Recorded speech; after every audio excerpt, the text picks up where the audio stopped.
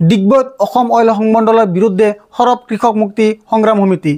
ডিগবৈ শোধনাগাৰৰ পৰা তেল নলাই দি ওলাই যোৱা খাৰুৱা তেলে বৰবিল অঞ্চলত শ বিঘা ধাননি পথাৰ ক্ষতি কৰা ভুক্তভোগী কৃষকক অসম অইল সংমণ্ডলে আজিও নিদিলে ক্ষতিপূৰণ।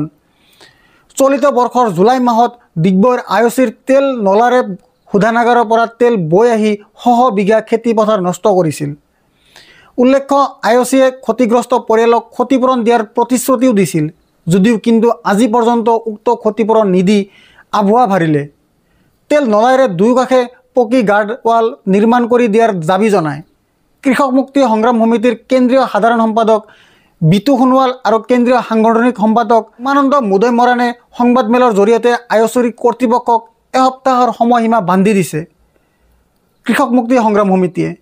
অন্যথা কৃষক ৰাইজক লগত লৈ জংগী প্ৰতিবাদী আন্দোলনৰ হুংকাৰ সংগঠনটোৰ।